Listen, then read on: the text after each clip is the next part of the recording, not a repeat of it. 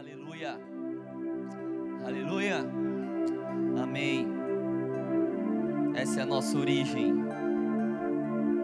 Amém. Glória a Deus. Pode se sentar, querido.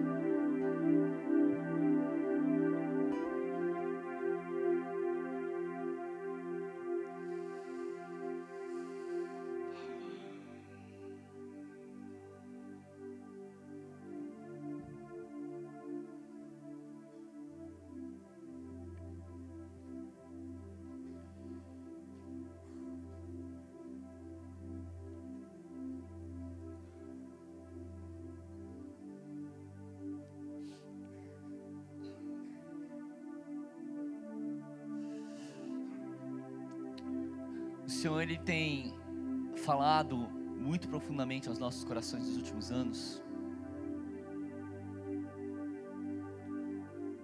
Na verdade, o Senhor sempre fala, faltam às vezes pessoas para ouvi-lo. Ele diz: os que têm ouvidos para ouvir, ouça o que o Espírito diz às igrejas. É uma voz que fala a todas. A mesma voz. Por isso que é comum, se você é ligado igual eu no que acontece em outras partes do mundo, você vê às vezes Deus falando uma coisa aqui, falando a mesma coisa do outro lado do planeta. Porque é uma só voz. Quem está de ouvido atento está ouvindo a mesma coisa. Quem está distraído ouve o que quer. Amém? E o Senhor tem falado profundamente à igreja brasileira, e eu quero ministrar a igreja brasileira, já que estamos aqui,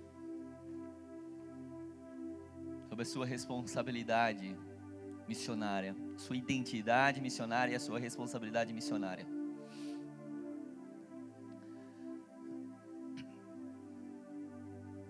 O Brasil nasceu e existe para ser um celeiro de missões. Isso não sou eu que estou falando. Isso é a notícia mais antiga que a igreja brasileira ouve a respeito de si, eles que são de fora. Deus reuniu povos diversos e colocou aqui. Ele nos fez um povo misto, um povo bem quisto e bem querido no mundo inteiro, um povo que guarda na sua identidade cultural muitos elementos do céu. É uma graça, não vem de vós, é dom de Deus. Mas a graça responsabiliza. Vira para o irmão que está do seu lado e fala: a graça responsabiliza. Você recebe uma graça, ela te responsabiliza. E essa graça tem responsabilizado o Brasil a se mover. E houve algumas ondas de missões no Brasil. A partir do momento que a igreja brasileira tomou um certo amadurecimento, a maior delas foi pela década de 70 e 80. E hoje o Brasil já é o segundo país que mais envia missionários no mundo. Glória a Deus, isso é muito bom. Contudo, proporcionalmente e devido à nossa responsabilidade, esse resultado quase que se vai. Porque o Brasil tem um potencial missionário muito maior do que o que usa.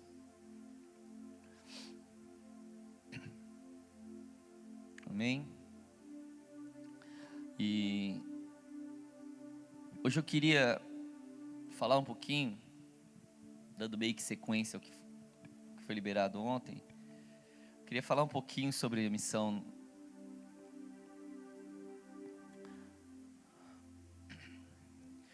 E eu particularmente, eu tenho desde sempre, né?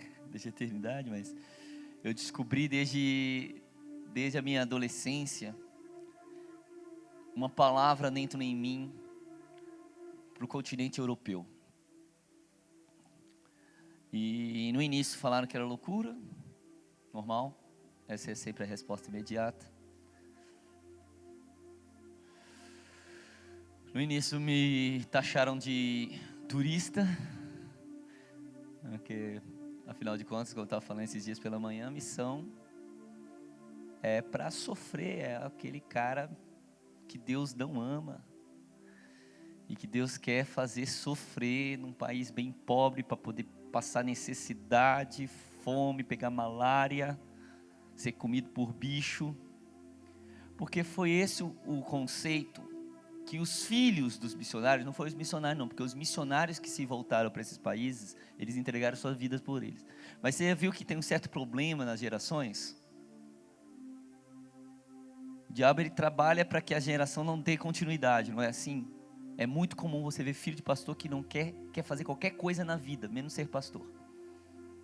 Por quê? Porque às vezes o pastor, o pai dele é um homem de Deus, que está ali sofrendo por amor ao evangelho, mas o filho vê o pai sofrer e não quer o mesmo sofrimento para a sua vida. Então teve uma geração que realmente sofreu em missões, mas a geração seguinte olhava aquilo e falava, não. Para ser abandonado pela igreja, para os caras te dar tapinha nas costas e te mandar e depois deixar você passar fome em campo? Não. Então a gente cresceu nesse conceito dessa geração, filha da geração missionária. A geração que achava melhor fazer qualquer outra coisa na vida do que missão. E com um paradigma pessimista com relação à missão, que missão era só para sofrimento. Não, na verdade a vida é para sofrimento. Missão é uma das alegrias que a gente tem dentro dessa vida tão sofrida. Amém? E como a missão original era dos países mais ricos para os países mais pobres, dos países mais urbanizados, civilizados, para os países de condição mais precária, mais inóspitos, então aí automaticamente esse paradigma ficou, que a gente sempre deveria estar fazendo esse movimento em direção aos países mais necessitados do campo material, físico.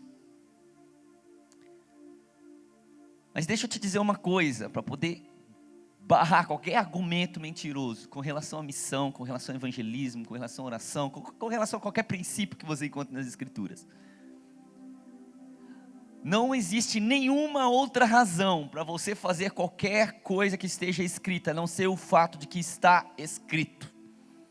Amém? A gente não se manda. Nós entramos num reino, e esse reino já tem rei. Amém?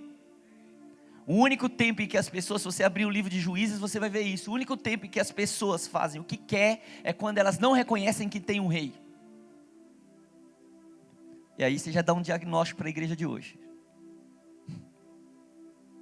Porque lá o escritor do livro de Juízes diz que naquele tempo Israel não tinha rei. Só que na verdade o escritor escreveu isso porque ele escreveu na era messiânica, na era ali do Davi. Então ele tinha um paradigma, o pensamento que ele tinha, ele olhava com relação ao rei prometido. Mas se você olhar pelas palavras do próprio Deus anteriormente, e até as palavras que ele deu a Samuel, você vai ver que Deus era o rei de Israel, só que ele já tinha sido rejeitado há muito tempo. Então naquele tempo não era o tempo em que não havia rei em Israel, era o tempo em que Israel achava que não tinha. Era o tempo que Israel achava que Deus tinha tirado eles do Egito e colocado na terra prometida para eles serem felizes e se divertirem e fazer o seu próprio interesse. E não, Deus nos tirou de uma escravidão desse mundo e nos colocou num reino para que nós sirvamos ao propósito do reino. Nós fomos comprados. Amém? Glória a Deus. Então esse é o princípio para poder desmantelar qualquer ideia, qualquer argumento grego aí que queira te remover do pensamento de fazer algo, de ser obediente às escrituras. Não existe nenhuma outra razão e não precisa haver nenhuma outra razão para você fazer aquilo que está escrito, a não ser o fato de que está escrito. Ponto. Ou como dizia o Senhor aos seus discípulos: por que vocês me chamam de Senhor e não fazem o que eu vos mando?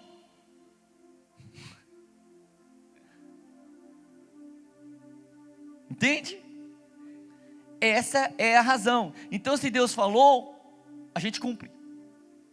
É assim que funciona. Então você pode começar a projeção aí, vamos lá. Então você abre, então vamos ver o mandato, o chamado, o chamamento. Gênesis 1, 27 e 28. Vou ver como é que essa missão é antiga.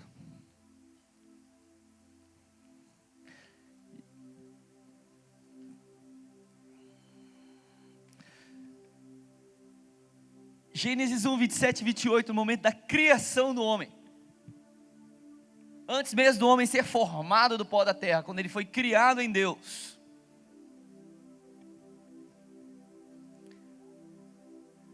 Criou Deus, pois, o homem, a sua imagem, a imagem de Deus o criou, o homem e mulher os criou. E Deus os abençoou, ele disse: sede fecundos, multiplicai-vos, enchei a terra, sujeitai-a, dominai sobre os peixes, por aí vai. Ou seja, o primeiro mandato, o primeiro chamado de Deus já foi um mandato de multiplicação. Por que, gente?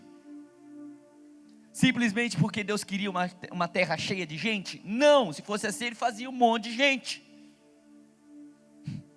E se fosse assim, para quê? Que o Senhor que vai vir todos os juízos do livro da Revelação, a terra não está cheia de gente, por que ele não está feliz então?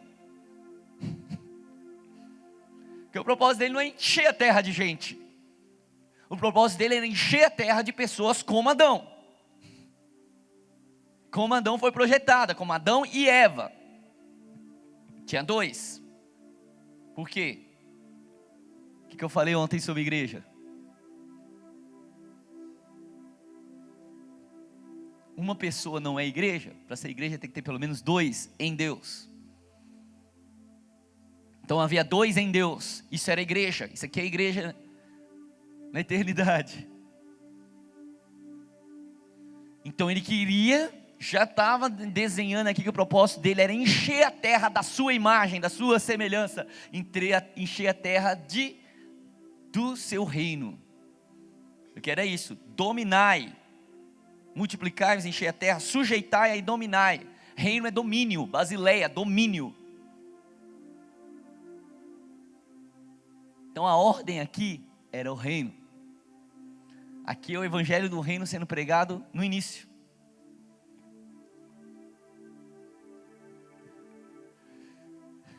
Mas como o Senhor veio a esse mundo para poder deixar as coisas mais claras, Mateus 28 está aí para o bom entendedor, Gênesis basta.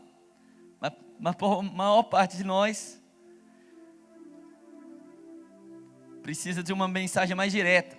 Então vamos lá. Mateus 28.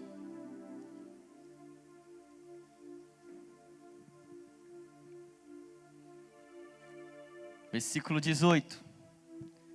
Quando o segundo homem recupera a autoridade que o primeiro homem perdeu, aquela autoridade que a gente falou aqui ontem, de dominar, de guardar, de proteger, de reinar, ele aproxima-se e fala dizendo: toda autoridade me foi dada no céu e na terra. Eu recuperei a autoridade para vocês. Portanto, ide. Lembra que eu falei que é o momento em que o Senhor, ele deixou a igreja, ele emancipou a igreja, 3 anos e meio, o pai emancipou os filhos, colocou eles na frente do portão do inferno e falou assim: ide. Não resta mais nada, ide. Eu fiz a obra, eu recebi toda a autoridade. Vocês estão debaixo da minha autoridade. Se fosse você, você estava lascado. Mas debaixo da minha autoridade, ide. Fazei discípulos de todas as nações, batizando-os em nome do Pai, do Filho e do Espírito Santo, ensinando-os a guardar todas as coisas que vos tenho ordenado. E eis que estou convosco todos os dias, até a consumação do século.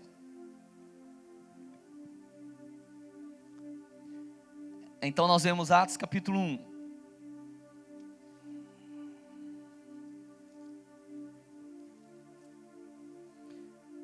Eu vou tentar ser o mais dinâmico possível hoje, que a gente tem bastante conteúdo para passar. E eu quero mais. Ontem foi o chacoalho, hoje é mais para você. Ontem eu ministrei o seu coração, hoje eu quero ministrar a sua mente. Então, preciso que você esteja atento.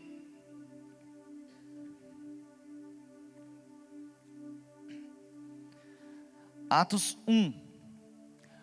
Atos 1, do versículo 1 ao 11. Escrevi o primeiro livro ao Teófilo, relatando todas as coisas que Yeshua começou a fazer e a ensinar, até o dia em que, depois de haver dado o mandamento por intermédio do Espírito Santo aos apóstolos que escolhera, foi elevado às alturas. A estes também, depois de ter padecido, se apresentou vivo, com muitas provas incontestáveis, aparecendo-lhes durante 40 dias, falando das coisas concernentes ao reino de Deus. Qual era a conversa dele por 40 dias? Ele ficou tratando assuntos do reino. Se você vê nos evangelhos, você vai ver que ele sempre falava do reino, mas ele falava de uma forma parabólica. Ele falava por parábolas, ele não tratava diretamente do assunto, porque não era o momento. Aqui então, depois de ressuscitado, 40 dias ele se dedicou a esse assunto. E comendo com eles, determinou-lhes que não se ausentassem de Jerusalém, mas que esperassem a promessa do Pai, a qual disse ele: de mim ouvistes, porque João na verdade batizou com água, mas vós sereis batizados com o Espírito Santo não muito depois desses dias. Então os que estavam reunidos lhe perguntaram. Aqui é onde a gente comete o erro, porque você tem uma pergunta que foi colocada depois de uma conversa de 40 dias, e não fala aqui a conversa dos 40 dias. Então você pega literalmente o bonde andando em Atos 1:6. Se você não entende quais são os assuntos concernentes ao reino de Deus, você lê esse texto, você pega o bonde andando. Se você não entende o que estava rolando ali, por que ele estava mandando eles ficar em Jerusalém, você pega o bonde andando, porque não explica o que ele estava falando antes. Só explica o final ali, só chega no final contando a pergunta dos discípulos. Agora, se você pensa 1 mais 1 igual a 2, você vai ver que a pergunta dele com certeza tinha relação ao assunto que eles estavam conversando. Eles não tiraram da cartola essa pergunta. Ela era relacionada ao assunto. Senhor, será este o tempo em que restaures o reino a Israel? Então você está vendo, aqui você já tem uma pista de que ele estava falando com as coisas concernentes ao reino, e ele estava tratando do funcionamento do reino, e da restauração do reino a Israel.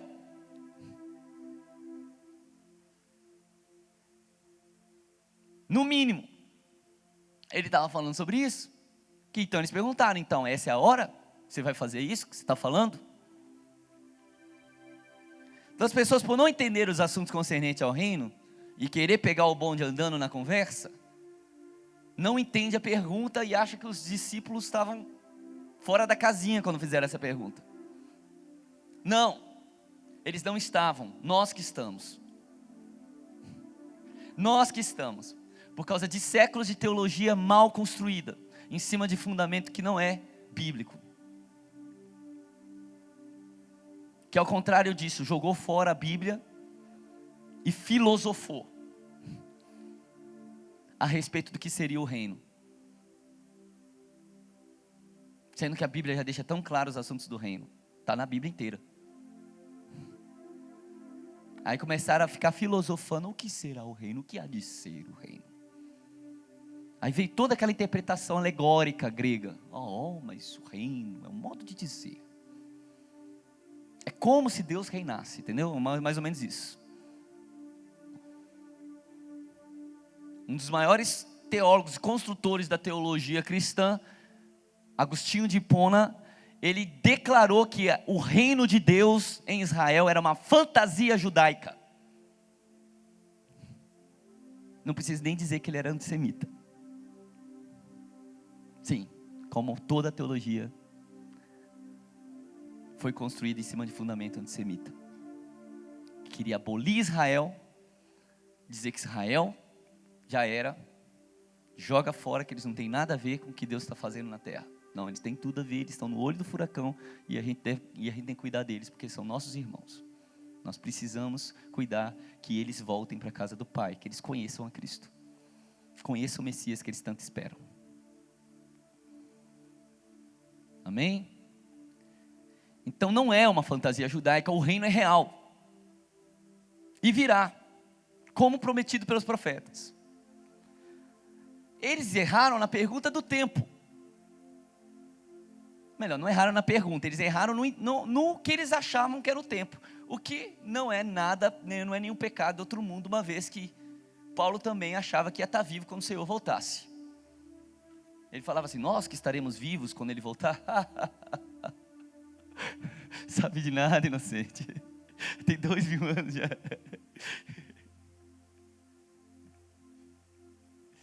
Entendeu? Só mostra que eles criam no que Deus estava falando. Ao contrário de nós, que o crente vive hoje como se Jesus fosse voltar daqui a 50 mil anos. E olhe lá, se é que Ele volta. Então, ao contrário de nós, eles imaginavam que estava voltando mesmo. Aí quando a gente começa a pregar sobre a volta de Cristo, o pessoal fala, cuidado com essa doutrina, porque muitas pessoas e denominações e heresias vieram em cima dessa doutrina da volta de Cristo. Cuidado com esse negócio de ficar pensando que Jesus está voltando, que Jesus está voltando. As pessoas fazem loucuras por pensar que Jesus está voltando. Mas né?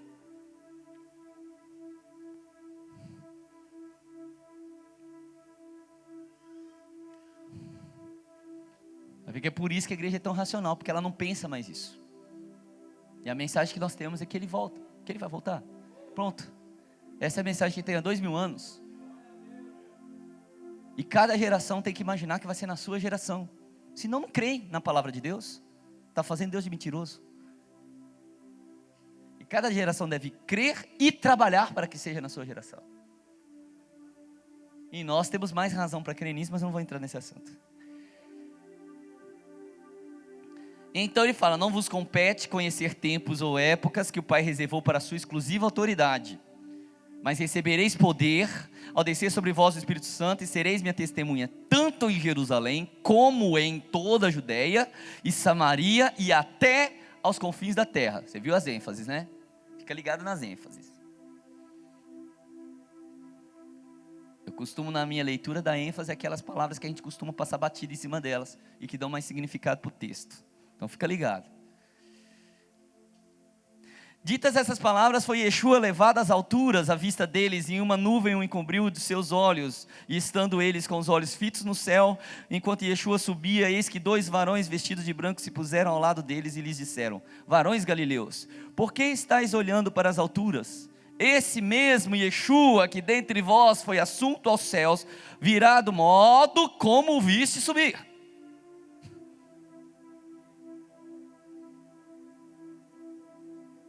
Então eles voltaram para Jerusalém. A questão é que eles estavam preocupados com o tempo e Cristo não queria que eles ficassem preocupados com o tempo, mas com o propósito deles. Fala assim, olha, a preocupação dessa geração de vocês não deveria ser o tempo, isso aí deixa o Pai resolver. A preocupação de vocês, a missão de vocês não são a geração que vão receber a volta, como se ele já estivesse dando uma dica. Vocês são a geração que vão expandir o reino de Jerusalém entre as nações.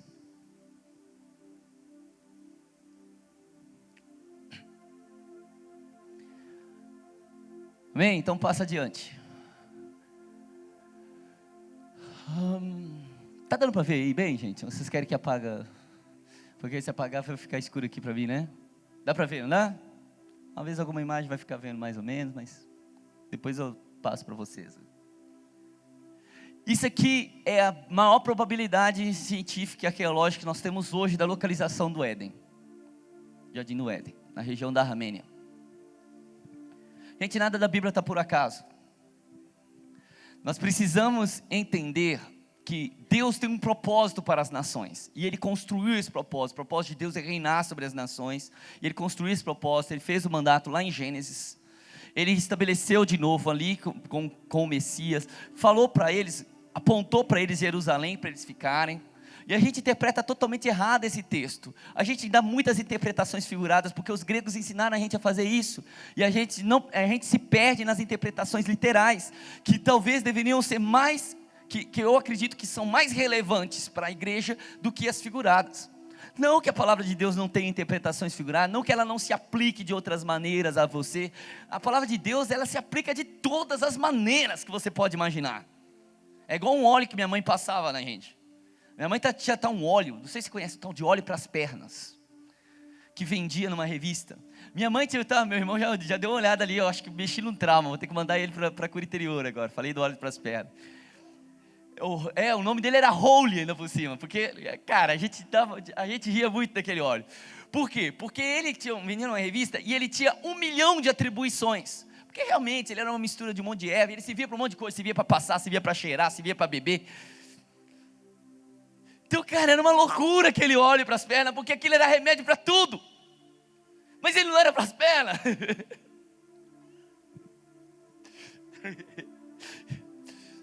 A Bíblia é mais ou menos assim, a Holy Bible é assim. Ela existe um propósito específico nas profecias, mas cara, se você pegar ela de um outro jeito, ela vai fazer um estrago também. Ela tem várias aplicações. Nós não estamos aqui limitando a palavra de Deus, não. Mas nós precisamos, na nossa interpretação, ter mais entendimento da forma literal como está sendo escrito, para a gente poder entender o propósito de Deus, de uma forma correta, que não era eu e você, a gente está no meio desse propósito todo. O propósito de Deus é um reino, que inclui a gente. Então a gente interpreta toda a Bíblia no campo pessoal, como se fosse tudo promessas para mim. Mas a Bíblia não é um livro sobre você, é um livro sobre Cristo e o seu reino. Amém? Então isso muda muita coisa. Então ele estava em Jerusalém por um propósito. Assim como Deus estabeleceu, ele plantou um jardim no Éden, por um propósito. Deus pega no meio do planeta e planta um jardim. Daquele jardim tinha um rio que se dividia em 4 braços. O rio obviamente não existe mais, bem como o jardim também não. Mas os 2 braços fica fácil para a gente, que é o Tigre e o Eufrates, existe até hoje com o mesmo nome.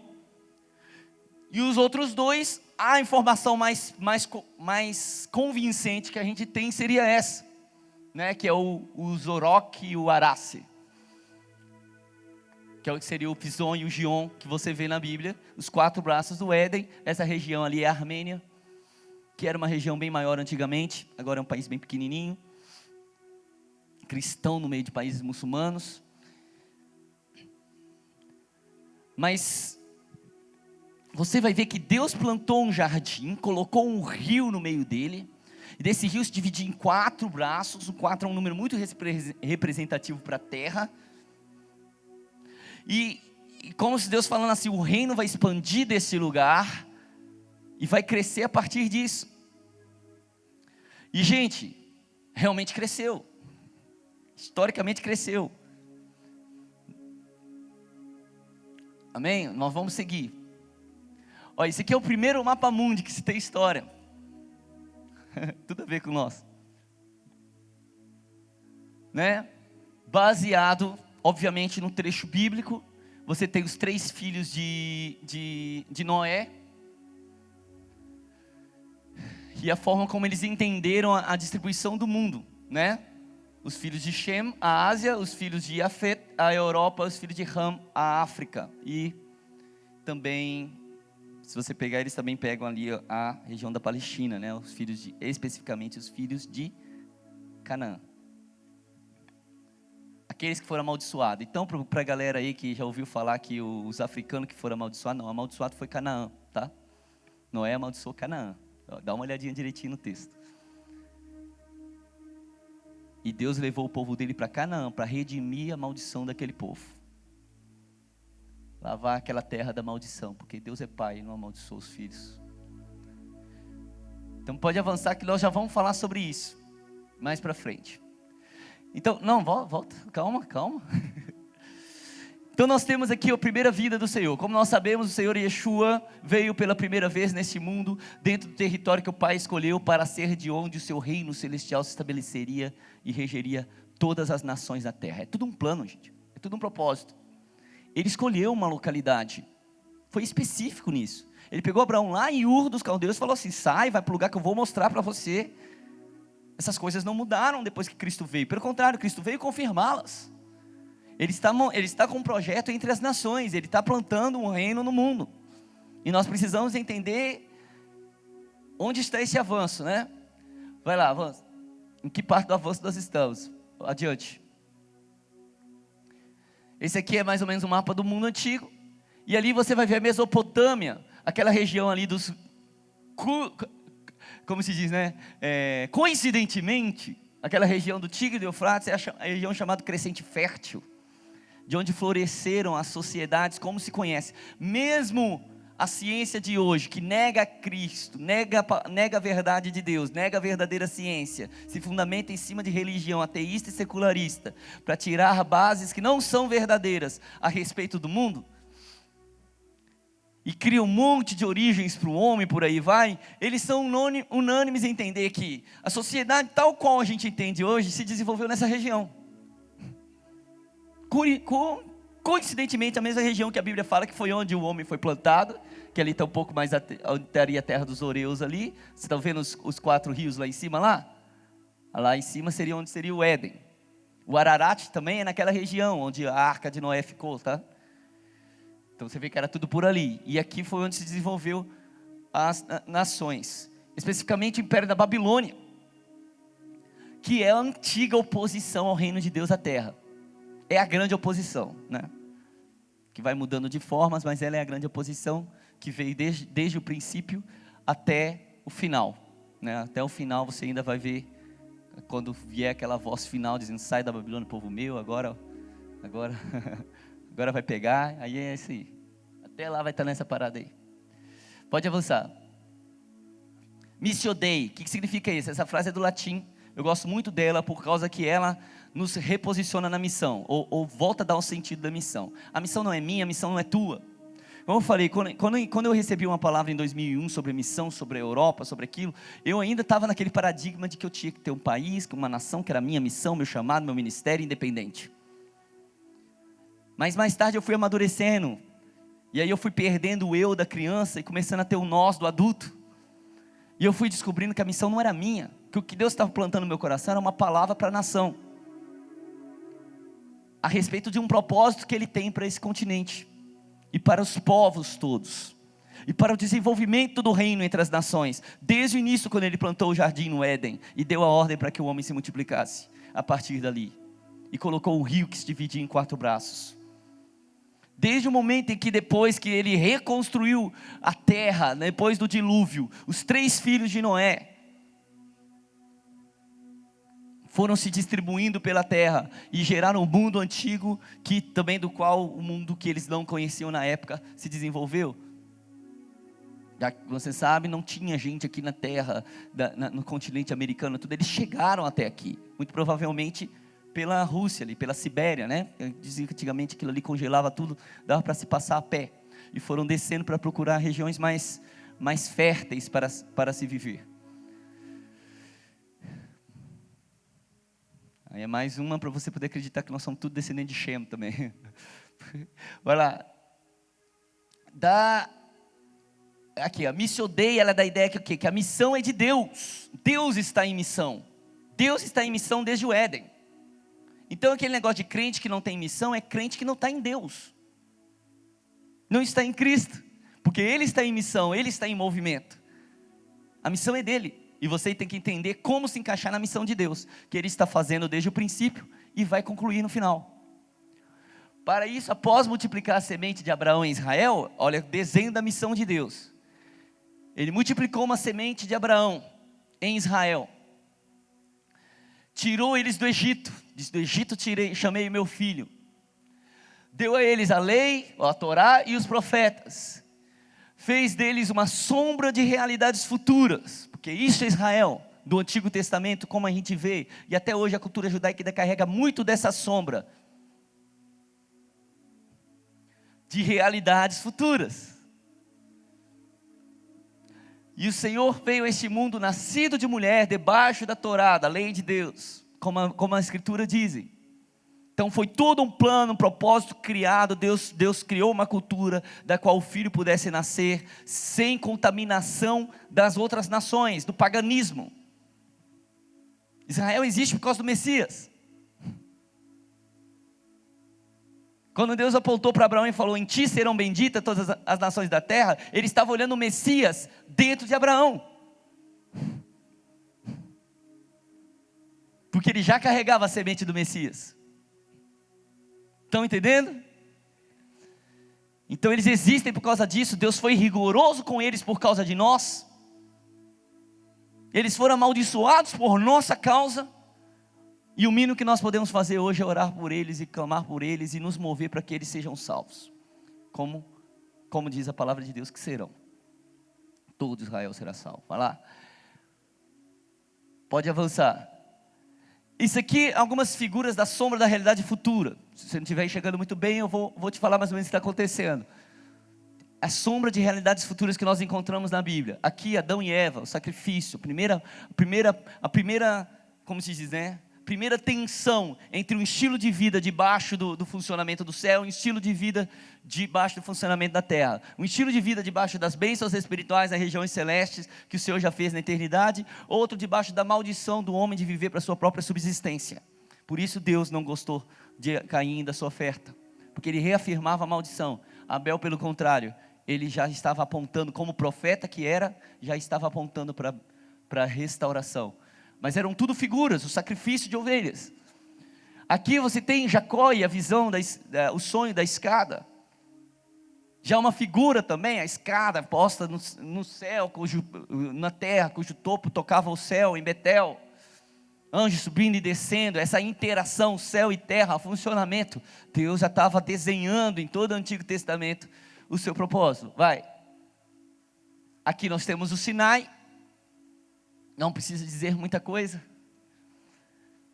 O que foi dado no Sinai, nós temos lá em cima a Torá, e aqui embaixo o tabernáculo, que todo ele representa. Eu sei que provavelmente você já fez estudo sobre o tabernáculo de Moisés.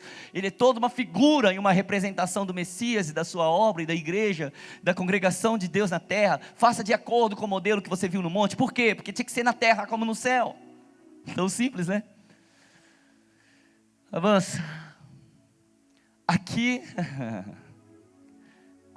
o quartinho preferido de Deus, a tenda de Davi, que foi mais um espelho na terra do que há no céu, funcionamento do céu, e a Torá que era sempre liberada ali, agora você compreendendo ela dentro do contexto de tabernáculo de Davi, já é totalmente diferente. Aí você entende adoração, intercessão, proclamação, porque não se trata de seguir de uma forma legalista a lei de Deus, mas se trata de amar a lei. Esse era o coração de Davi, ele falava assim, bem-aventurado o homem que tem o seu prazer na lei do Senhor, e na sua lei medita de dia e de noite. Esse é o Salmo 1, esse é o primeiro dos salmos da tenda de Davi, esse é o coração.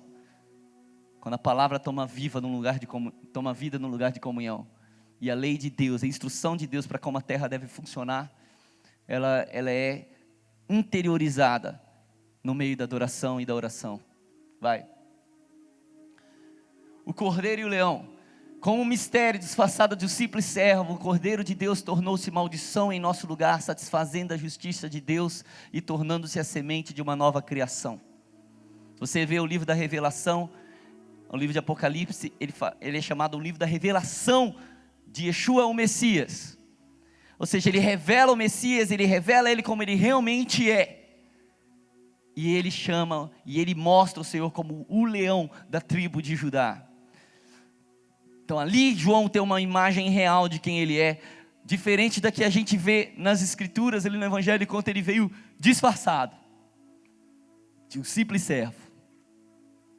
O Cordeiro de Deus que tira o pecado do mundo, para morrer em nosso lugar, para satisfazer a justiça de Deus, que pedia a morte em consequência como salário do pecado. Ele satisfez essa justiça, tornou-se a semente de uma nova criação. Vai. Aqui nós temos o Calvário, céu e terra, mais uma vez. O Calvário apontando para essa realidade. Pode ir avançando. A mensagem do Senhor, que você vê lá em Marcos 1, o reino está à mão. Eu acho que só a versão King James em português que traz essa, se é que traz, eu sei que em inglês traz, que traz essa tradução à mão, porque parece não fazer muito sentido, mas ela é ótima, por causa que ela explica o que ele queria dizer quando ele diz que o reino está perto. Não se tratava apenas de vai chegar num sentido temporal, mas estava falando num sentido também espacial. Está falando assim, está ao alcance da mão. Eu aproximei as realidades do reino da terra. Então ele veio a esse mundo e aproximou o reino dele de nós. E a forma como ele fez isso é colocando esse reino dentro de um pequeno grupo de simples aprendizes. Que é o significado de discípulo, não é? Discípulo era aquele camarada que deixava seu talmid, ele era aquele que deixava a sua casa, deixava a sua vida, deixava a sua linhagem, a sua família, tudo que havia predeterminado para ele antes. Ele ia para poder viver junto de um mestre, um rabi, e ali ele aprendeu o seu estilo de vida, o seu comportamento, a sua forma de falar, o seu ensino. Um grupo de aprendizes simples, a quem ele delegou autoridade e deu ordem para que percorressem todo o mundo, formando filhos do reino de todas as nações da terra. Essa foi a ordem. Não pode ser mudada. Nem avance. Então nós falamos da primeira vinda do Cordeiro de Deus, agora nós falamos da segunda vinda. Quando a missão se cumprisse, ou quando ela vier a se cumprir, e o tempo chegar, Ele mesmo voltará para reinar sobre os reis da terra, julgar os povos e completar a obra da nova criação iniciada em nossos corações, fazendo novos céus e nova terra. A restauração e a redenção de todas as coisas. Ele veio buscar e salvar tudo que se havia perdido. Deus não descarta, Ele não vai jogar nada fora. Ele está fazendo nova todas as coisas, e Ele já começou outorgando o Espírito a você. Por isso Ele diz, o reino está dentro de você. A obra da nova criação já começou. Se alguém está em Cristo, é uma nova criação. Ele já começou a obra da nova criação em você. Agora Ele quer que essa nova criação se estenda e contagie toda a sociedade à nossa volta. E é com atos de justiça e com a oração dos santos que o Senhor vai encontrar-se com a terra preparada para o seu reino. Avança. Então nós voltamos para o texto de Atos 1, quando fala começando por Jerusalém. Qual que é o sentido ali? Como eu falei, existe um sentido figurado muito usado. Eu sei que ele é muito aplicável, ele não é um sentido mentiroso, mas ele é um sentido figurado. Aquela ideia do Jerusalém, Judeia, Samaria, confins da terra. Apesar que há um equívoco, porque lá fala tanto em quanto. Não é uma ideia de que você faz primeiro aqui, depois lá, depois lá. Não, porque você nunca para. Mas o sentido literal do que estava sendo falado, ele estava falando para um grupo de pessoas que não deixasse Jerusalém, porque Jerusalém era a cidade escolhida pelo Senhor, para de onde o reino emanaria entre as nações. E o Senhor não ia começar uma obra fora das nações que Ele não tivesse primeiro feito em Israel. Por isso, quando o Senhor estava em carne nesse mundo, Ele até se negava a pregar para pessoas de outras nações. Parecia até estúpido com aquela mulher cirofenícia. E foi de fato, chamou ela de cachorro. O povo fala, porque sei lá o que aquela mulher tinha no coração. Eu falei assim, não, eu também não sei, você sabe, vai julgar a mulher agora? Eu vou te explicar a missão dele. Ele não veio para os cirofenícios, ele veio para os seus. E os seus eram os de Israel. Por quê? Porque tinha um plano, gente, que começou no Éden. O reino ia emanar de um lugar, ia alcançar todas as nações, mas ia ser de acordo com a vontade de Deus, e não a minha e a tua. Então Ele separou Jerusalém e falou assim, eu quero esse reino aplicado em Jerusalém, eu vou derramar o Espírito sobre essa cidade, e vocês vão ser testemunha tanto nessa cidade, quanto nas suas circunvizinhanças, e vocês vão chegar até todas as nações da terra. Antes de subir, ele deu uma orientação direta sobre como fazê-lo. Ele ordenou que eles não se espalhassem ainda, mas que ficassem em Jerusalém, até receberem o Espírito, e então começassem a espalhar as sementes do reino, começando por Jerusalém, estendendo-se por suas circunvizinhanças, até chegar nas extremidades da terra. E se você olhar o livro de Atos dos Apóstolos, você vai ver que eles obedeceram.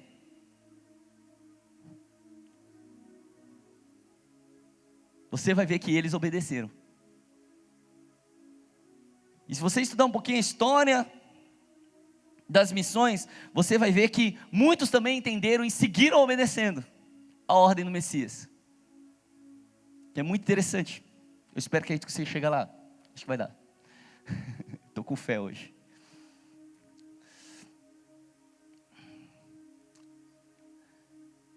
Pode avançar. Ah, sim. Atos de Yeshua. A gente fala, tem crente que tem tanta aversão a tudo que é relativo a Israel. Eu era um desses, que acha qualquer menção a palavras em hebraico ou qualquer substituição de uma palavra que a gente conhece em português ou grego por uma palavra em hebraico é você judaicizar a fé. Fala assim, não, isso não é fato. A doutrina judaizante é aquela que acreditava que todos deviam se converter ao judaísmo, religião.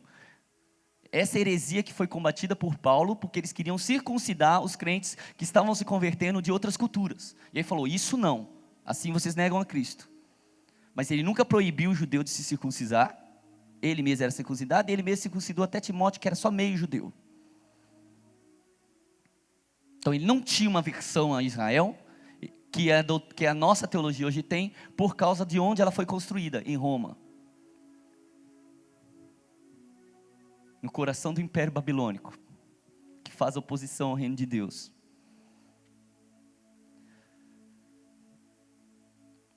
Aí o povo, às vezes as pessoas me perguntam, por que você fala Yeshua? Eu até tenho falado menos ultimamente, porque no início ficava tão chato, que todo mundo ficava perguntando, aí às vezes eu jogo um pouquinho de Jesus no meio, um pouquinho de Yeshua depois, eu falo assim, gente, o nome dele é Yeshua, não sei se vocês sabem, ele não nasceu no Brasil.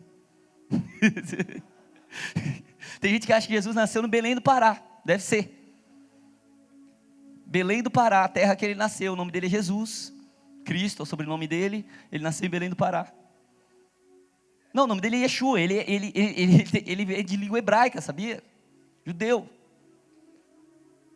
Eu não tenho muito hábito de traduzir nome, pelo menos não de pessoas que estão vivas. Das mortas a gente traduz, as vivas a gente não traduz o nome delas, né?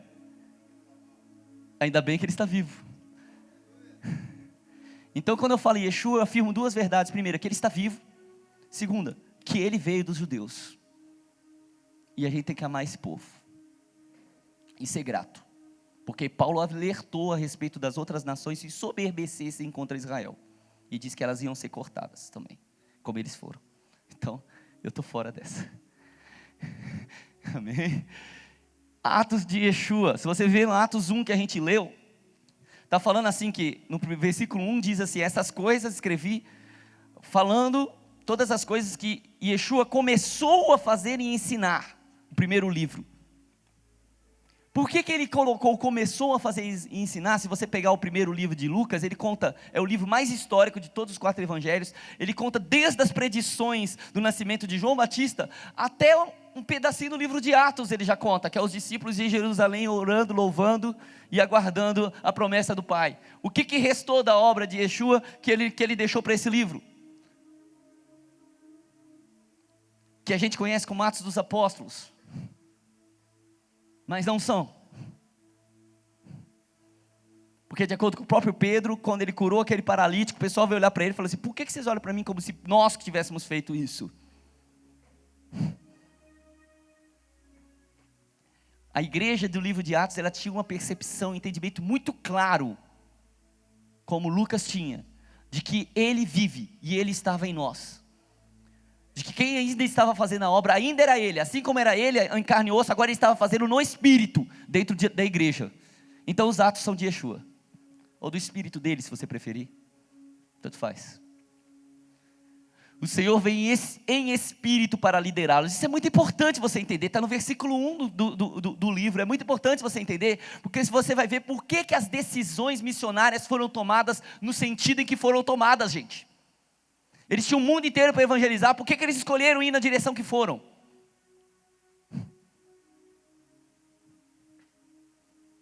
Porque missão não é feita de acordo com a necessidade, é feita de acordo com o propósito. Você precisa saber o que Deus está mandando fazer, e não o que você acha que era melhor que fosse feito. Essa coisa democrática da igreja, que você vem aqui e você fala assim, vamos enviar esse missionário para tal lugar, porque Deus chamou ele. Aí o irmãozinho lá levanta, eu não acho que devia mandar ele para lá, porque a gente tem uma obra ali para fazer ali. Fala assim, você é Deus, vai lá, sobe lá no céu, senta no trono e tira ele de lá. Porque aqui a gente está tentando obedecer a ordem dele. Se ele falou, vai para lá, a gente vai. E se ele precisar que toda a igreja desse bairro, não cuide desse bairro, mas cuide de outras nações, para que outros missionários de outras nações venham cuidar desse bairro, ele faz.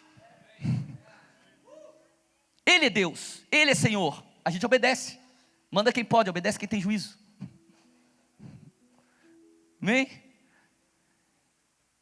Você vê isso de uma forma bem clara em Paulo no livro de Atos, que tem um momento que ele estava com o trajeto certinho do que ele ia fazer. Ele tinha chegado até a Anatólia, porque ele começou ali pela Ásia. Eu acho que a gente já vai fazer. Vai no seguinte, que eu acho que é isso aí, né? Que vem. Vai, próximo slide. Próximo. Sim, vou ler isso aqui. E foram se espalhando pelas redondezas para o norte e leste da África, ilhas do Mediterrâneo, Jordânia e principalmente em direção ao norte. Líbano, Síria, Turquia, Macedônia, Grécia, Itália. Você vê isso no livro de Atos? Por que eles não foram para os lados da China, gente? Da Índia, do sul da África? Por que não pegaram um navio, igual tem no livro dos Mormons, e foram para a América? Se você não leu o livro dos Mormons, tem uma história assim lá. Porque eles estavam seguindo uma ordem do Senhor, de como Ele queria que o reino dele fosse semeado em todas as nações, e não o que eles achavam que era mais necessário. Vai adiante. Antioquia, aquela cidade lá onde Paulo e Barnabé estavam, Deus orientou, não vou abrir os textos, senão a gente vai gastar muito tempo. Deus, a Bíblia fala que ele estava orando e jejuando, e o Espírito falou a eles. Não foi um profeta, não foi o entendimento de um, ou Deus me chamou, Deus chamou aquele. O Espírito Santo, eles estavam em tal sintonia, que o Espírito falou, separa Paulo e Barnabé, para que eles vão fazer o que eu chamei eles para fazer. Então eles fazem esse caminho aqui, essa aqui é a primeira viagem de Paulo e Barnabé, né? Eles vão aqui para Chipre, aí eles atravessam para lá, aquela região ali da Psídia, Lícia, aquela ali isso aqui em cima é Turquia, gente, hoje. A Turquia asiática ainda, né? Porque você lembra que Israel está na Ásia, no Oriente Médio ali, no Oriente, não é no Ocidente. E aí ele está subindo, aí ele vai para Atália, Perge, Antioquia, Icônio, Listra, Derbe, faz o caminho de volta, retorna. Essa foi a primeira viagem missionária de Paulo, ele foi para a Turquia. Por quê? Porque ele era turco? Vamos ver, avança. Aí na segunda viagem, está aqui, ele vem de Jerusalém para Antioquia e vai embora. Aí ele faz o caminho oposto, né? Passa ali pela Capadócia. Olha o riozinho Eufrates por ali, por acaso ali, dando de bobeira. Outro rio lá em cima. Derbe, Listra, Antioquia, né? Vai até ali a Troade, e ali é que acontece o milagre. Não, aqui a gente é obrigado a abrir. Porque vocês vão ver uma expressão única na Bíblia, Atos 16. Com licença que eu vou... Não me segue não, que eu vou tirar a blusa.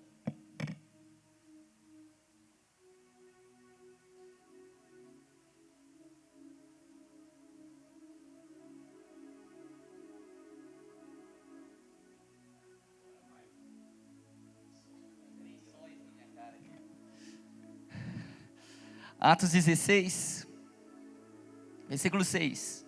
E percorrendo a região Frígio-Gálata, aquela região que eles estão ali, ó, Galácia, tá vendo? Eram antigas tribos célticas que povoavam toda a Europa. Era um paganismo que cuidava da Europa. Eles tinham várias tribos, algumas delas eram essas, a Galácia, os Gálatas eram um dos nomes dos celtas. Também tem os gauleses, como você vai encontrar lá na França. Até hoje tem a Gália, aquela situação toda. Então, você vai ver. Eles estão ali, Paulo está ali, no meio dos Gálatas, né? Os pagãos, desse paganismo que era o paganismo mais antigo ali da parte sul, principalmente da Europa, que tem essas bases pagãs do continente europeu. Então assim, apesar que ele estava aqui na Ásia, ele já estava combatendo o mesmo que ele ia combater do outro lado. Aí quando ele chega em Troade, acontece esse texto aqui, defrontando Mísia, tentavam ir para a Bitínia, mas olha essa expressão, o Espírito de Yeshua não o permitiu. Essa é uma passagem única na Bíblia, não tem essa expressão em outro lugar. Por que Lucas escreveu assim? Porque ele entendia de uma forma muito clara que era ele que estava em espírito, liderando. Não permitiu.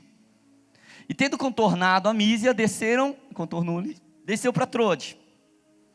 À noite sobreveio a Paulo uma visão na qual um varão macedônio, do lado de cá, Macedônia, já é Europa, e passa a Macedônia, estava em pé e lhe rogava, dizendo: passa a Macedônia e ajuda-nos. Assim que teve a visão, imediatamente procuramos partir para aquele destino. Procuramos porque Lucas estava junto. Concluindo que Deus não nos havia chamado para lhes anunciar o Evangelho. A missão, ela seguia uma ordem do Espírito de Yeshua, sabe? O cabeça da igreja, que diz o que ela tem que fazer. E eles avançaram, atravessaram em direção à Macedônia. Passaram para o continente europeu. Por que, gente? Por que eles não foram para o outro lado? Por que eles não foram para baixo? Pode avançar. Essa é a terceira, não, volta, aquela ali era a terceira viagem e tal, que ele chega até Corinto, né, volta, passa por Éfeso e tal, tem toda essa, pode avançar. Os cristãos, em poucas décadas, minaram as raízes do paganismo celta e da filosofia grega, espalhando um novo modelo de vida, um reino celestial. Gente, por trás dos bastidores, Paulo falava, nossa luta não é contra carne nem sangue, mas contra principados e potestades, dominadores deste mundo tenebroso. Ou seja, por trás dos bastidores, Deus estava minando as culturas que envenenavam o mundo, colidindo com a cultura do reino. O caminho era a expressão que eles usavam para a igreja no início, porque era uma cultura, era um estilo de vida. Se você ler Atos 19, eu não vou ler porque ele é comprido e aí eu vou ficar nele, eu conheço. Começar a falar da igreja de Éfeso, um abraço. Você vai ver que lá aconteceu uma loucura, avivamento, o povo queimando, fazendo pira com livro de magia. A capital ali da Diana, dos Efésios, daquele paganismo de toda a Ásia Menor, a Anatólia, aquela parte ocidental da Turquia asiática, de toda aquela região, eles estavam minando com um novo modo de adorar. Se você pegar lá em Corinto, eles usam bem essa expressão, eles estão incomodando as pessoas com um novo modo de adorar. Se tratava de adoração, se tratava de quem estava reinando, se tratava de um estilo de vida, se tratava de uma cultura que estava chocando com outra. Eles estavam minando as raízes do paganismo celta e da filosofia grega. Se você é ligado em história, você já está captando a mensagem já. Se não, vai lá que vou te instigar um pouquinho para estudar história. Vai, avança. Aí o começo e o fim. A igreja começou no Império Romano. E nos fins dos tempos será prudente se os nossos olhos estiverem voltados para ali. Olha o que está acontecendo lá, gente. Olha o que está acontecendo naquela região. Fica ligado. O destino das nações está sendo traçado. Foi o Império Romano que manteve vivo o legado babilônico. Nós já vamos ver isso. Inclusive na sua igreja institucional. Eu estava conversando quando eu estava na Alemanha, que talvez você não saiba, apesar do Império Romano ali e tal, e Roma, e toda aquela questão, depois que caiu o Império Romano, que foi invadido pelos germanos, né, os povos bárbaros, como eles chamavam. E por um tempo eles quebraram o poderio do Império Romano, mas não do catolicismo, que já era muito forte naquela época. E por um tempo houve uma região chamada Império Católico Germânico, ou Sacro Império Romano Germânico. E eu estava conversando na Alemanha no ano passado com uns irmãos nossos que moram lá, alemães, e eles falavam assim: aqui na Alemanha muitas pessoas têm entendimento e até o orgulho de dizer que nós somos, que a Alemanha, se você não sabe, a Alemanha está no centro do continente europeu, centro geográfico. Ela é o centro econômico, a capital da União Europeia e da zona do euro. Nós passamos lá em frente, lá o banco da União Europeia, lá em Frankfurt. Você está aí louco? E é a maior potência do continente europeu. Eles costumam ter um ditado que diz lá que se você quer fazer alguma coisa na Europa, primeiro você tem que contagiar os alemães com aquilo, porque toda a Europa olha para a Alemanha, o que a Alemanha faz, a Europa vai fazendo. Opa! Aí, e esse rapaz, ele falou o seguinte: há muita gente aqui que se orgulha com o conceito de que nós somos os verdadeiros herdeiros do legado do Império Romano no mundo. Nós conservamos a cultura romana aqui na Alemanha, e por isso nós somos poderosos. Te fala alguma coisa? Se não, vai falar daqui a pouquinho. Ao ponto que os cristãos do primeiro século chamavam Roma de Babilônia. Isso aí você pode abrir lá 1 Pedro 5,13, eu não vou abrir, só anota a referência. Você vai ver Pedro usando bem essa referência. Aí, a senhora que vive em Babilônia vos saúda. Você sabe que senhora é a igreja. Ele está falando de uma igreja que morava em Babilônia, ele estava usando código. Há um hábito que eles tinham de chamar Roma de Babilônia, porque Babilônia é a grande cidade prostituta que afronta o reino de Deus, e eles entendiam isso naquela época, já apontavam Roma como sendo a herdeira da Babilônia. Isso aqui é muito legal, é um movimento na China, que eles chamam de Voltando para Jerusalém, onde eles entendem que toda a história da missão mundial, ela partiu num sentido, daquela região aqui de Israel, ali, da região ali onde era o Império Romano, norte da África, Europa, em relação às extremidades. Se você vê a história das missões, você vai ver bem isso, que eles foram primeiro, até por questão de facilidade, para as regiões costeiras, e depois foram entrando para os interiores, aí teve a janela 1040, que teve o foco geral das missões, que é aquele miolo ali, principalmente da Ásia. E hoje a igreja da China forte se movimenta para poder concluir a volta ao mundo, levando o evangelho de volta a Jerusalém. Uau, quando eu fiquei sabendo disso, eu falei, uau, esses chineses, eles apavoram. Mas eles entendem as profecias. Eu não vou abrir nas profecias, mas depois você procura. Eu vou deixar uma pulga atrás da orelha, você vai entender o que a Bíblia fala sobre os povos das extremidades da terra nos tempos do fim, e a importância deles para a restauração de Jerusalém. E lembra que o mapa mundi está meio que equivocado, o centro da terra é a Palestina, então as extremidades da terra são Oceania, extremo leste e continente americano. Olha a nossa missão. Vai adiante. A missão. A Europa é um dos continentes mais antigamente povoados do mundo. Foi a ambição dos maiores impérios que a humanidade já conheceu. Mas Deus também teve uma antiga atração por esse continente. Deus tem uma missão na Europa desde os filhos de Jafé. Lembra que eu falei lá atrás? Os descendentes de Jafé eram a Europa. Eles acreditam que a bênção que Noé deu para Jafé foi uma bênção de beleza e de grandeza. Então ele já determinou o destino das nações europeias como o irmão mais velho das nações. Já lá em Noé, já está escrito na bênção de Noé, depois você dá uma olhada lá. Shem seria o povo de onde viria o reino sacerdotal. Então, eu creio que isso é parte do entendimento que as pessoas já tinham de como que o reino de Deus ia se movimentar no mundo. Vai lá. Eu ia avançar, né? Paulo disse que completaria a sua obra levando o evangelho até o porto mais distante do Império Romano, Tarsis, que é a Península Ibérica, Espanha e Portugal. Abre lá, Romanos 15. Que era o porto mais distante, partindo de Jerusalém, dentro do Império Romano, que era a obsessão deles, não sei porquê.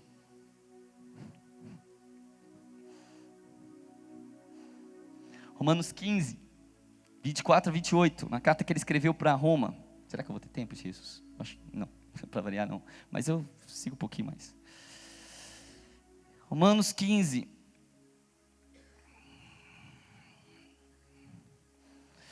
versículo 22. Essa foi a razão porque também muitas vezes me senti impedido de visitá-los. Tá, vou pular esse versículo, porque esse aí fala do texto anterior, senão vou ter que ler o anterior. Vai lá, 23.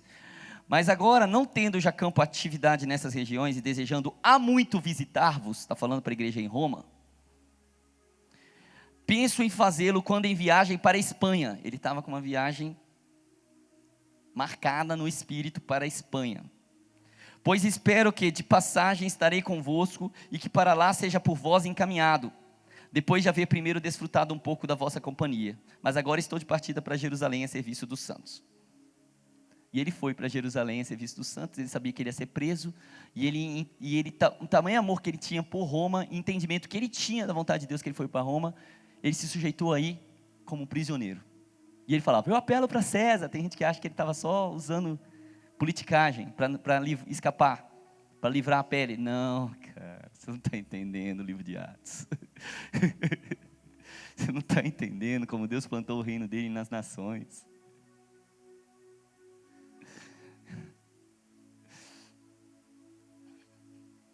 Paulo, a igreja de Roma, ela é historicamente a igreja mais antiga de todo o continente europeu. Porque lá era onde havia a maior comunidade judaica na época do livro de Atos. E sabe que toda essa comunidade descia para Jerusalém, para as festas. Então em Pentecostes, Atos 2, a maior parte dos que estavam lá, daqueles que se converteram lá, você vê lá na pregação de Pedro, eram de Roma. E depois das festas, eles não ficaram morando em Jerusalém, eles voltaram para Roma. Então era comum as pessoas ouvirem falar de crentes em Roma, mas nenhum dos apóstolos tinha estado lá. Ninguém conhecia eles de vista. Você vai ver que a epístola que Paulo escreveu aos Romanos, ele escreveu depois que ele conheceu Áquila e Priscila em Corinto, que eram 2 judeus que tinham sido expulsos de Roma, por causa que tinha uma confusão lá que era relacionado ao Messias. Aí ele expulsou todos os judeus de Roma, e aí que Paulo ficou apavorado para ir para Roma. Por quê? Porque enquanto tivesse judeu lá, o judeu tinha os oráculos, o judeu tinha a Torá, tinha os profetas, ele tinha as escrituras, eles não tinham Bíblia na época. O que eles tinham era o Antigo Testamento, que era escrito em hebraico lá, tinha em grego também, mas eram os oráculos de Deus. Sendo expulsos os judeus, os gentios que tinham se entregado a Cristo não tinham sido expulsos. Então a igreja de Roma ficou essencialmente de gentios. Aí Paulo apavorou. Aí Paulo escreveu uma carta e houve um impulso no coração dele de chegar até Roma. E a carta de Paulo aos Romanos, depois você estuda ela com esse entendimento, e você vai ver como é que ele está tratando do destino da igreja nas nações. Ele tinha uma visão profética muito aguçada de por onde que a igreja iria se manifestar no mundo, e por onde ela ia se espalhar para os povos. Hoje é muito fácil a gente dizer, mas como é que ele sabia isso naquela época? Era um reino que tomava outro reino, como é que ele sabia que aquele reino não ia ser tomado por um outro reino, tipo a China? Ia tomar tudo, e eles dançaram, que eles evangelizaram os romanos ao invés de evangelizar os chineses. Que eles tinham as escrituras e as profecias, e nós vamos ver sobre isso também.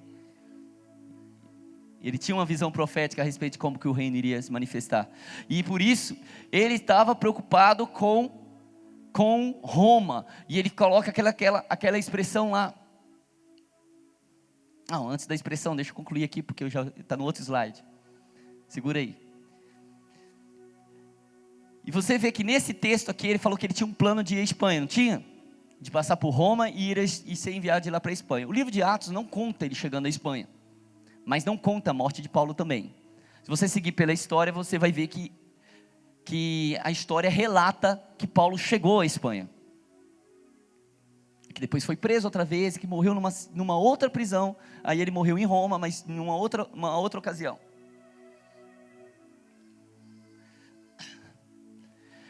E biblicamente nós temos alguma prova? Temos. Ele diz que que completou a sua carreira. Ele não ia falar isso se ele tivesse missão não cumprida? Ia?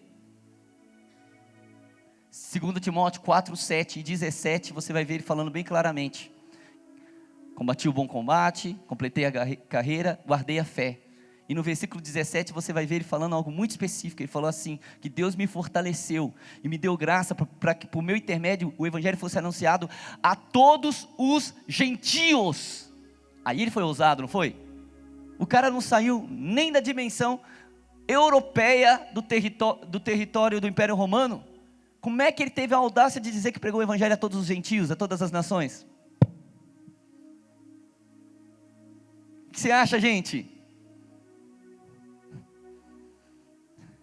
Ele sabia que o reino de Deus é comparado a uma mulher que semeou um campo, a um homem que semeia num campo e vai dormir, e aquilo cresce sem ele saber como cresceu. Ele sabia onde ele estava semeando. Eu estou semeando no campo certo, a semente que eu plantei vai alcançar todas as nações, porque eu estou semeando no lugar de onde todas as nações vão surgir.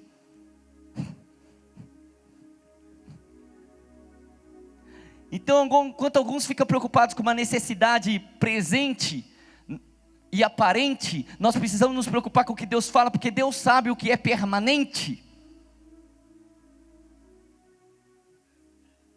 E às vezes a tua missão vai ser ganhar uma pessoa, mas essa pessoa é a que vai ganhar nações. Aí você vai para as nações tentando ganhar muitas pessoas e você se frustra. Ou até você ganha algumas pessoas, mas se você tivesse ficado e feito aquilo que Deus mandou você fazer, ou ido para o lugar certo que Deus mandou você ir, você teria alcançado muito mais. Porque o propósito dele não está preso dentro de você. Ele olha para você, ele vê nações. Vai adiante. Então ele dá uma ordem expressa e desesperada para a igreja em Roma: não vos conformeis com esse século. Por que ele falou para a igreja em Roma, gente?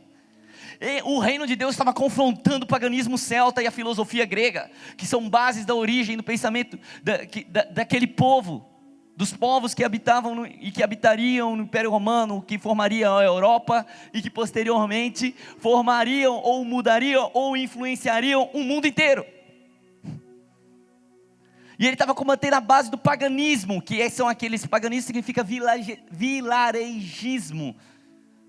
São conceitos que as pessoas têm a respeito de Deus, de vilarejos, crendices populares, e que eles formam conceitos a partir daquilo. E ele estava falando: não, vocês não vão formar conceitos a partir disso, mas a partir da Torá, a partir da verdade de que Deus entregou a Moisés, vocês vão entender que há um só Deus, que é criador de todas as coisas, e por aí vai.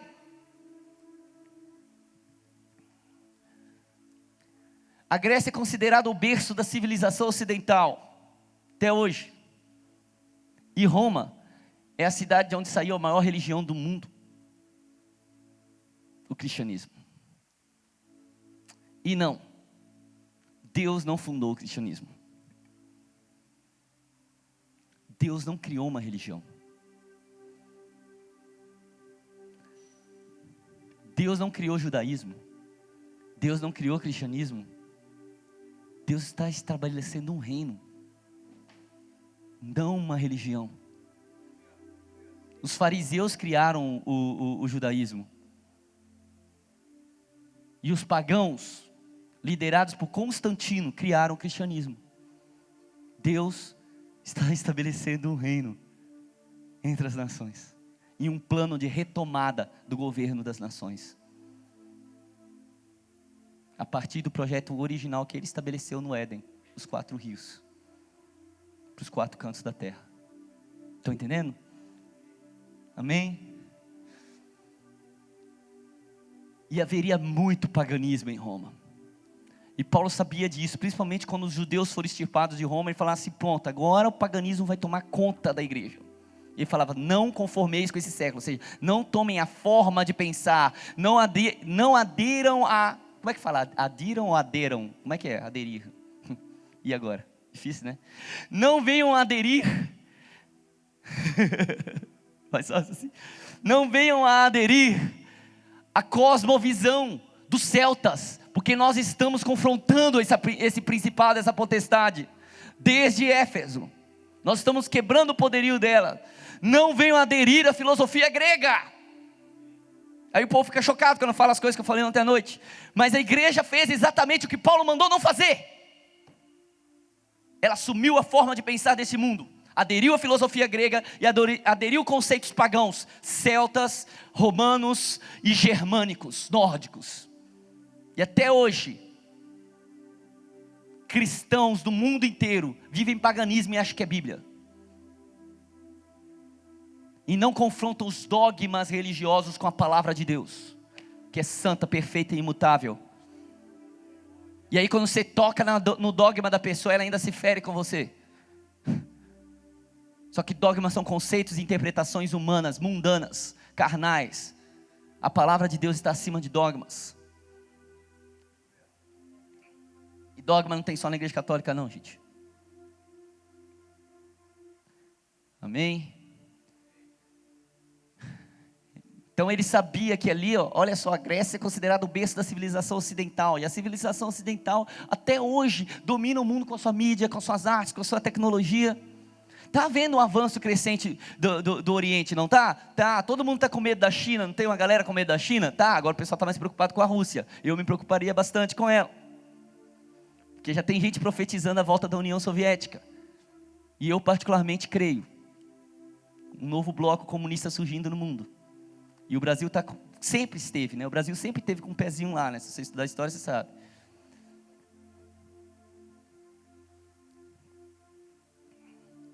Mas a China só alcançou o lugar que alcançou hoje entre as nações a partir do momento que ela se abriu para a cultura ocidental. Ela partiu de um grande elefante branco feudal para esse país que está tomando conta do mundo inteiro. Todo lugar se acha chinês agora. Na Europa só dá chinês. Na Espanha, que teve aquela onda de desemprego, agora você só vê chinês na rua. Porque os chineses foram lá atrás dos negocinhos deles da China. Estão fazendo dinheiro onde os espanhóis não estão conseguindo e estão tomando a Espanha. Mas isso só aconteceu depois que eles se abriram para a cultura ocidental. Ou seja, até o Oriente de hoje, vamos falar de Japão, mais ainda, Coreia do Sul, mais ainda.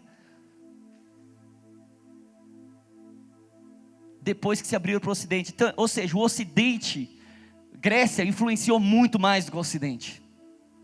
Era o mundo inteiro. Por isso eles tomaram o caminho de Grécia e Roma, e não de China, ou de Índia, ou de África, ou tentaram visitar as Américas. Porque eles não estavam preocupados com uma necessidade momentânea, eles estavam preocupados com um reino que é eterno. E eles estavam seguindo cabeça, que sabia, o único que podia saber o destino das nações, que é o Cristo. Na Europa, o Império Babilônico, adversário histórico do reino de Deus, manteve-se vivo. Avança, que eu quero concluir. Mas eu preciso chegar pelo menos num certo ponto aqui. Isso, esse é o ponto que eu precisava chegar pelo menos. Daniel 2, 27 a 45. Daniel 2, 27 a 45. Eu não vou ler o texto, mas você guarda o texto. Você provavelmente conhece o texto, mas você precisa ler para observar nos detalhes. Depois você leia e observe os detalhes. Daniel 2, 27 a 45 é a visão de Nabucodonosor. O sonho de Nabucodonosor. Da estátua. Que Daniel falou que era o que aconteceria nos últimos dias. Deus ali mostrando o plano dele, do reino entre as nações, e como que o reino chegaria, onde ele chocaria, que diz que ia tocar no pé da estátua, não era na cabeça, não era no peito, nem nas pernas. E como que ele encheria toda a terra. Ou seja, qual seria o adversário mundial do reino de Deus. Daniel profetizou acerca do reino de Deus vindo contra o império desse mundo que surgiu no Oriente. Está lá o cabeça, que cabeça no hebraico é Rosh, que tem a ver com a origem, de onde as coisas manam. Por isso você vê Bereshit no princípio é Reshit, que vem de Rosh, de cabeça. Então é de onde as coisas manam. Então ele surgiu no Oriente, mas fincou os pés de barro de ferro misturado com barro na Europa. É lá que se arraigou na terra. É lá que esse império se misturou com o barro, se misturou com a terra. É lá que ele se arraigou, que ele se plantou para dominar as nações. Num casamento de Roma com os povos. E se você sabe, ou se pelo menos você já ouviu o pastor Juscelio pregar, você sabe muito bem o que o casamento é. Então quando Daniel fala que eles se uniriam por meio de casamento, sim, está falando de religião. Está falando da união da igreja com o mundo, que aconteceria em Roma. Porque Roma era o ferro. Então vamos lá. Avança. Essa é a estátua. A Babilônia, que é a cabeça de ouro. O Império Medo-Persa, o tronco e os braços. A Grécia, o ventre e as coxas de cobre, a cintura e tal. Roma, as pernas de ferro. 10 reinos que eles entendem como os 10 reinos germânicos que tomaram Roma. Ou seja, o que veio a partir de Roma. Os pés, parte de ferro, parte de barro. Cabeça, eu já falei, é o princípio de toda essa oposição demoníaca ao reino de Deus na terra é a Babilônia. Lá o princípio da Torre de Babel é esse princípio, por isso que Deus tirou um homem da Babilônia, tirou Abraão lá de Ur dos Caldeus, lá na Mesopotâmia, é do crescente fértil, é de lá onde Deus queria que o reino de Deus emanasse para os povos, foi lá que o diabo semeou a sua semente para emanar para os povos também.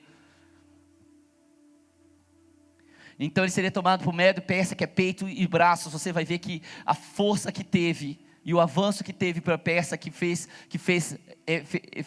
afrontou o império o Império de Israel. Passa ali para a gente poder ver. Olha lá, pode passar. Esse aqui é o Império Babilônico. Você está vendo, está se situando ali, mais ou menos na Palestina. Pega um pouco ali da Arábia, claro, Irã, Iraque, já que a Babilônia é no Iraque. Então, essa é a antiga Babilônia, né? Parte ali, essa parte de cima, um pouco da Turquia. Beleza, avança. Essa é a cabeça de ouro, onde as coisas surgem, de onde as coisas emanam. Aqui já é o Império Persa, olha até onde que ele foi. E ele chegou até afrontar a Grécia lá em cima. Ele atravessou para o ocidente e foi aquela... Você vai ver muito filme, muita história ali, ó, do choque dos persas com os gregos.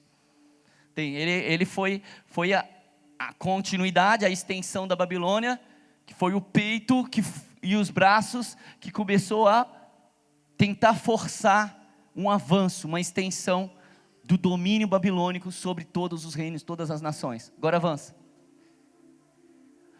Aqui o que nós temos é Alexandre, o grande, Império Macedônio, aqui é a Grécia. E a Grécia lá falava que era o ventre. O que é o ventre, gente?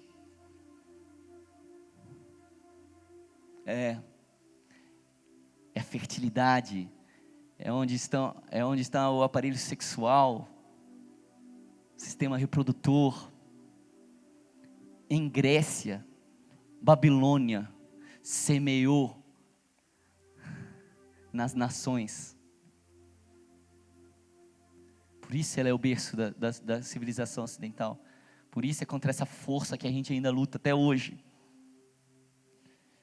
Ela também é a cintura, porque ela fez a conexão, essa parte é a parte que conecta os membros superiores e os membros inferiores. É quando a tensão sai do Oriente e cai para o Ocidente. Grécia. Avança. Então aqui nós temos Roma, maior império da história europeu. Na época em que o Senhor veio, ele veio nesse império. Foi por acaso, gente? Não, nada é por acaso. Nada é por acaso. E essa é a minha janela especial de oração.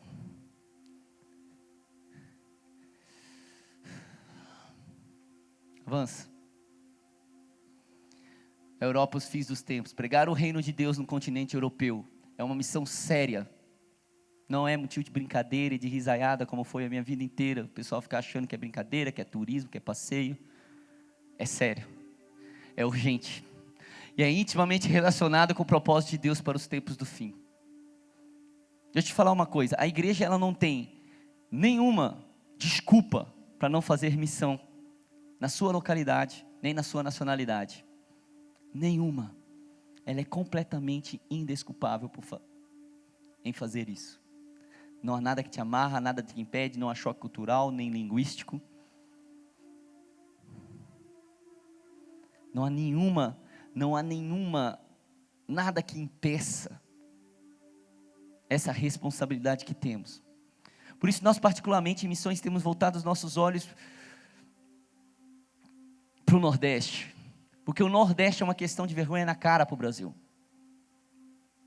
O Nordeste ele representa, não é só ali, claro, mas ele representa toda a injustiça praticada dentro da nossa nação.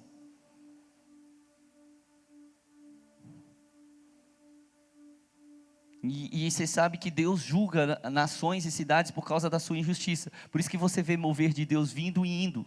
Você viu o mover de Deus vindo e indo no Goiás, vindo e indo no Rio de Janeiro, vindo e indo em São Paulo, vindo e indo em Belo Horizonte, em Minas. E eu falava lá, sabe qual que é o pecado de Belo Horizonte?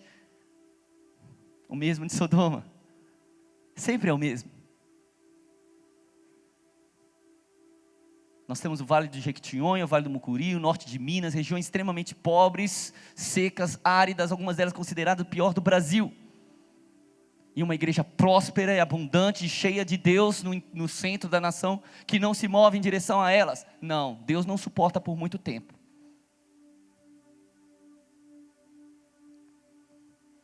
Então o Brasil, eu creio que Deus está dando um ultimato sim no Brasil. Vamos tomar as nações, mas se a gente não cuidar do Nordeste, nós vamos perder as nações. Que nós temos que cuidar de mudar o cenário de injustiça nessa nação. para que o reino de Deus se manifeste. E sim, você pode ter um pouquinho mais de limitação, mas não tanto para poder fazer, para nossa responsabilidade com relação à missão na América Latina, que a gente tem focado aqui também, por exemplo. Por quê? Porque existem duas ordens bíblicas de amar, que emanam do amor a Deus, que é amar os que estão próximos e amar os que estão distantes. E são dois mandamentos diferentes, um é ama teu próximo como a ti mesmo, e o outro é amar-vos como eu vos amei. Um tem a ver com justiça, e um tem a ver com obrigação, que você cuidar de quem está do teu lado é a tua obrigação. Eu ia falar que se você não cuida dos seus, você é pior do que o incrédulo e negou a fé. Ou seja, você não cuidar daquilo que você está vendo, daquilo que está diante de você, daquilo que está do seu lado. E eu tenho falado há algum tempo para que o Brasil desperte para as suas nações vizinhas. Por quê? Porque o Brasil ele tem vivido como se fosse uma ilha entre as nações. Nós não somos uma ilha. Nós somos cercados por país de fala espanhola e não falamos espanhol. Nós somos cercados por injustiça nos países da nossa margem e não prestamos atenção. E não nos compadecemos. E às vezes ainda criamos intrigas e rivalidades. E bloqueios com relação à cultura das pessoas que estão à nossa volta. Não, se nós não amarmos os nossos irmãos aqui perto, os nossos países aqui do lado, nós também ficamos sem testemunho e sem moral.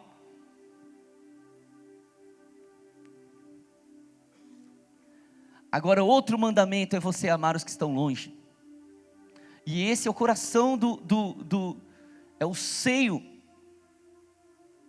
da ação missionária.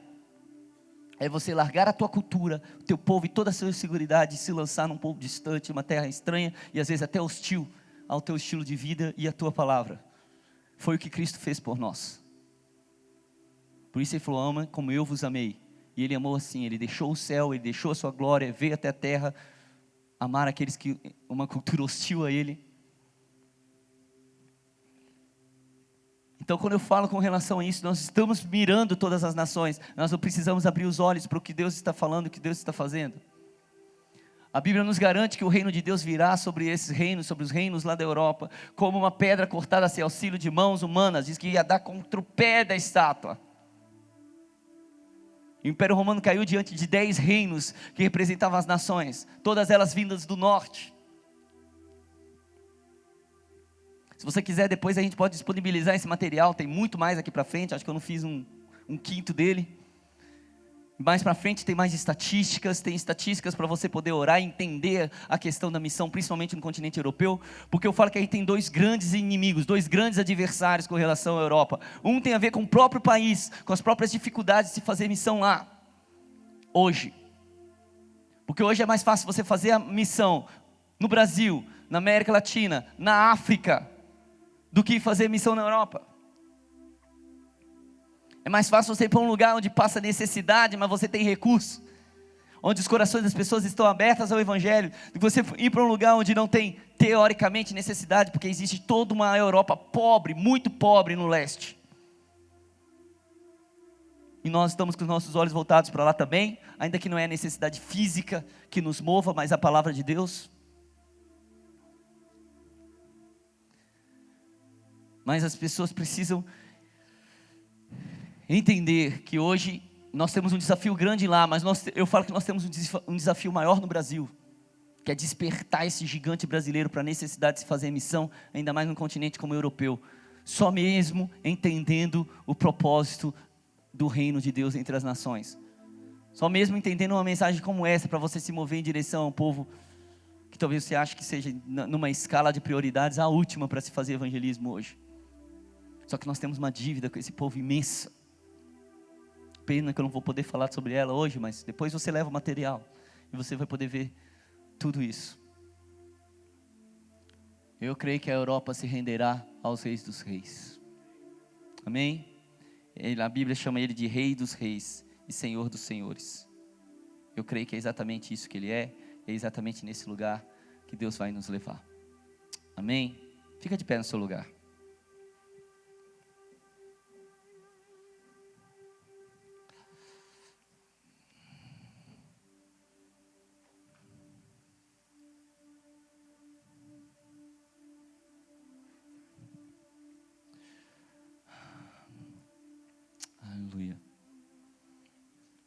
orar com vocês. Pai, em nome do Teu Filho, aqui em Tua presença, nós clamamos, Senhor, para que toda essa palavra, Senhor, venha trazer luz ao nosso entendimento e abrir os olhos do nosso entendimento. Senhor, que com o coração transformado e movido para esse lugar de ofensiva que o Senhor falou com nós ontem, Senhor, que o Senhor venha nos conduzir, Senhor, a cumprir a Tua vontade, como pessoas que estão assentadas contigo nas regiões celestiais. Que nós venhamos, Senhor, nos mover de acordo com como Tu moves. Que como Paulo e a igreja em Antioquia e em Jerusalém, nós tenhamos sensibilidade para fazer aquilo que o cabeça orienta, e não aquilo que achamos mais necessário ou que julgamos mais importante. Que nós venhamos observar o fluxo das águas para seguir para onde o Teu rio está indo, e não fazer segundo a humanidade caminha ou a nossa vontade acha que é o melhor. Senhor, livra-nos do assistencialismo morno, Senhor. Livra-nos, Senhor, da falsa consciência social e da falsa consciência missionária, Senhor. Livra-nos, Senhor, do orgulho e da pretensão de querer fazer algo para ostentar ou levantar alguma bandeira ou trazer remérito ou dinheiro para nós, Senhor. Mas dá-nos, Senhor, sensibilidade para sermos aqueles em meio às multidões, que mesmo sem aparecer aos olhos de muitos, brilharemos a Tua luz entre as nações e cumpriremos o Teu propósito eterno, Senhor. Sim, o Senhor enviou o Teu Filho a este mundo para morrer e derramar o Seu sangue, comprar povos de toda tribo, língua e nação, e fazer deles reino e sacerdotes, para reinarem sobre a terra. E é para isso que eu oro que o Senhor levante, desperte homens e mulheres valorosos nessa casa, e a partir desses que aqui estão, para colaborarem com esse propósito, Senhor, para se orientarem para isso. Senhor, abre os nossos olhos para ver a guerra que está acontecendo à nossa volta, Senhor. Tira de nós, remove de nós o esoterismo barato, esse misticismo oriental que tem colocado a igreja fazendo guerra espiritual, dando socos no ar, Senhor. Mas coloca no Senhor com provisão espiritual, fazendo aquilo que o Senhor nos orienta a fazer, usando as verdadeiras armas espirituais e anulando sofismas de culturas mentirosas entre as nações, Senhor, e fazendo com que o Teu reino avance. Senhor, nós não queremos, Senhor, que a obra de Paulo e a obra dos irmãos da igreja primitiva, dos irmãos de Éfeso, de Corinto, de Roma e de tantos outros lugares se perca, porque nós aceitamos a cultura que eles rejeitaram.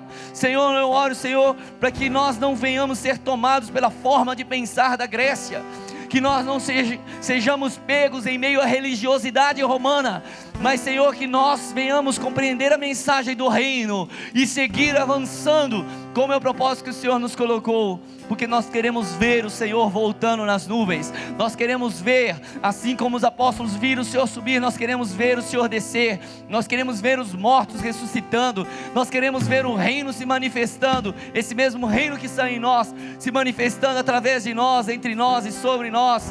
Sim, nós queremos ver todo joelho se dobrando e toda língua confessando que Tu és o Senhor. Sim, nós queremos ver os reis e os poderosos das nações vindo a Sião, trazendo ofertas, trazendo as riquezas das nações de volta para Jerusalém. Nós queremos ver, Senhor, nós queremos ver o povo de Israel se convertendo dos seus maus caminhos, voltando à palavra do Senhor e conhecendo o seu Messias e reconhecendo Ele. Sim, nós queremos ver, Senhor, as nações, Senhor, que se enfurecem e vão vindo e beijar o Filho, beijar o Filho, beijar o Filho, vir aos Teus pés para Te adorar. Sim, Deus, cumpre o Teu propósito entre as nações cabalmente, Senhor.